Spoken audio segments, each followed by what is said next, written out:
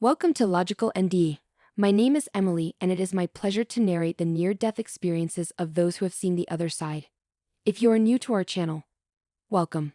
For our regular viewers, please sit back and enjoy today's episode. On June 13, 2020, my father passed away in a nursing care center. At the time of his passing, I was in my backyard working with my husband. As I describe this experience, it is coming from two perspectives. I believe there was a spirit me that experienced and witnessed the transitional event of my father's passing from this world, and there was the human me. As the human me, I am reflecting on the spiritual experience through a lens of analysis and trying to connect the dots to make sense of what happened. During this event, the human me was pushing a wheelbarrow and the spirit me witnessed something else. As I was rolling the wheelbarrow past the maple tree, I was out of breath. So, I stopped to take a quick break. I was standing about 5 feet from our maple tree. I recall looking up into the blue sky, feeling the warmth from the summer day. Something swept through me. A thought was spoken. What a beautiful summer day. While at the same time I was experiencing an emotion of absolute joy. A transition of some sort occurred at this point. I can only describe the feeling as pure joy sweeping through me from my back to my front. It was as if a giant smile was pasted across my face. I vaguely recall seeing some sort of golden apparition smiling back at me. A reflection? It was so quick. There was an upward lifting sensation, and I also recall the sensation of my eyes rolling up towards the top of my head. Something changed so seamlessly at this point that I did not even realize it. After this transition, my attention shifted to the maple tree. The tree I was standing 5 feet away from now appeared to be more than 50 feet away. The backyard appeared to be stretched or warped. Even at this moment, it never occurred to me that anything had changed or was abnormal. I didn't even question how I moved so far in an instant.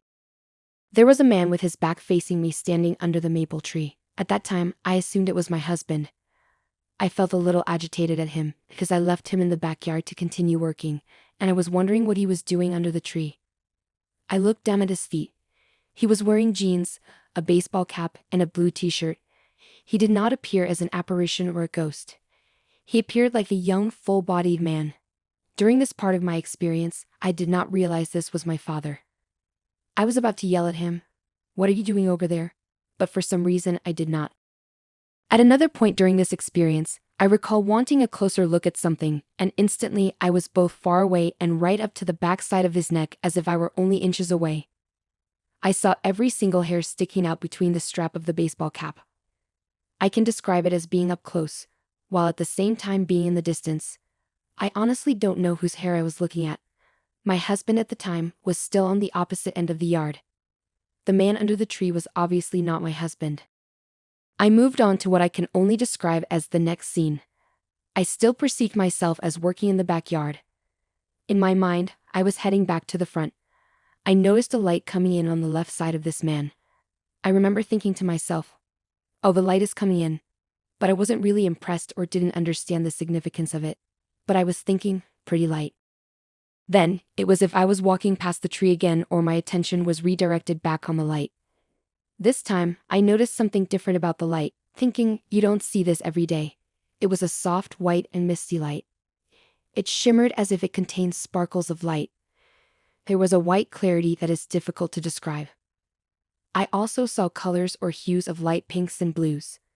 The light was bathing this man on his left side, and it was beautiful. I just stood there and said to myself, "Wow, I wish I had a camera."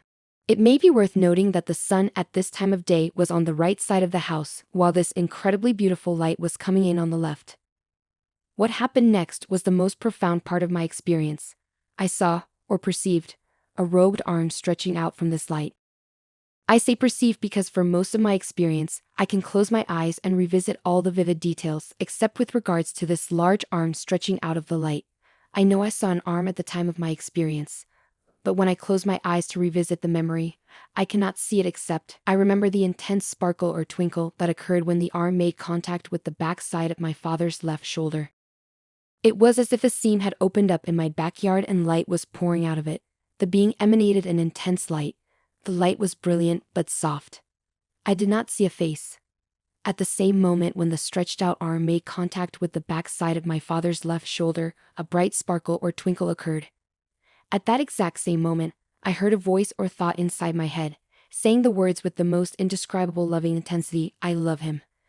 It was like an internal voice that was soft and whispering, "I love him." It was not my thought, although it felt like it came through my mind. I understand now that I was being spoken to telepathically. The intense love being expressed through my heart while simultaneously hearing the thought, "I love him," was so intense. I felt what I would describe as being crippled in love and awe. It was both an emotional and physical experience. I felt as if I was tilting my head into my left shoulder in awe, like one would do when witnessing the most innocent and beautiful thing you could ever imagine. At the same time, my heart just swelled in love. I believe now that I was truly sharing my father's death experience in these moments. When the light contacted his left side, my heart literally swelled with love. I felt it as a physical sensation. I thought or responded, "I would never say that." I understand now that my response was because I recognized this expression of love moving through me was not coming from me. I was confused. I spoke the truth. This love was so intense and parental in nature. I never felt that love before. I don't think it exists here on earth in that form. The closest thing that resembled that love was the love I experienced after giving birth to my children, but the feeling was magnified. When those words, "I would never say that," came from my mind, I felt ashamed. I realized at that moment, my soul or spirit was bare and open. There were no boundaries and nothing was hidden. There was no fear, just a bit of shame. But the shame was quickly whisked away. At some point, I was no longer looking at my father. Maybe he wasn't there anymore, and my full attention was on the light. I was mesmerized by the beauty, the colors, the love, and the awe. I saw what looked like soft dandelion seeds floating and reflecting the light. Although they could have been bugs in my backyard, I remember them dancing in the light. I also saw something more solid in the light. It was a brilliant, gold color and it had a more fluid and solid density to it. I was trying to figure out what it was. Instantly, as if I moved by thought, I recall being inside what I would describe as the center of a sphere, of soft, white static-like energy like the television snow but finer. Windows were all around inside this sphere. The edges of these windows were like vignette, blended in this sphere of static white. The window in front was playing a high-definition hyper-real movie. The man walking in this movie was absolutely my father walking towards an old house. He was still wearing jeans, a t-shirt, and a baseball cap. The man whose back was facing me in my backyard was the same man that I was watching in this movie. This is the first time I recognized my father, and he was a younger version of himself. He was walking towards a house in green grass. The house had a whitish-yellow wood siding. Although, I never saw anyone else in this window but my father. I could hear a child giggling and I could hear people laughing. I connected emotionally with the giggling child.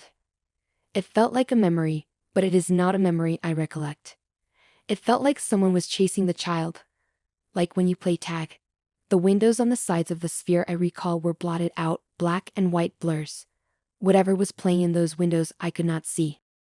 The next thing I recall was the sensation of putting or dropping the wheelbarrow down where I left my husband working. My physical vision was black, but being blotted back in quickly. There was a tug or a pull. It felt like soft sand was being poured into the top of my head, and it tickled the back of my eyes. When my physical vision was completely restored in seconds, I saw my husband where I had left him. My first thought was, if my husband is in the lower part of the yard, who is under the tree? I sat down and I kept staring at the tree. I said to myself, something happened. I couldn't put my finger on it, but I know I saw someone under the tree. I still had this echo of the child giggling and a very strong sense of déjà vu. I felt heavy, like a weighted burden. I was trying to plug reality into it. I thought, did I mistake the barbecue grill for a person? Was I daydreaming? At that moment, I could not recollect the details, just fragments. I sat there puzzled. All I recalled at that moment was that I saw a man under the tree but no one was there. There was only the essence of a lingering memory of a picnic and the giggling child. Eventually, I just shrugged it off and went back to work. Oddly, I was full of energy. I even outworked my husband. It was late in the evening, we decided to call it a day. And that is when I noticed my phone had been blowing up with messages from my brothers and sisters. I did not get to read them because at that same moment, my brother called me and said, "How are you taking it?" I told him that I did not know what he was referring to, but that I am assuming our father has passed. We talked for a while. Later, I was alone and reflecting on the day. I read through the text messages and then thought about what I was doing when my father passed. Then it all came back to me, everything and every detail. I remembered everything I described above. I was so elated, I started telling my husband, then other family members. All I kept saying was, I'm not special. But I saw Dad go to heaven. I now have a million new questions about life. I don't know if this experience was just for me. I understand clearly that I am not any more special than anyone else. What I do know is that when other people shared their experiences, I felt validated that I wasn't losing my mind or alone. There are many events and dreams in my life that occurred prior to this experience. I refer to them now as guideposts or synchronicities, and many that occurred after. This experience was significantly different because I was wide awake, and it was the middle of the afternoon. I now pay close attention to everything in my life. I don't believe any of it is by accident or by coincidence.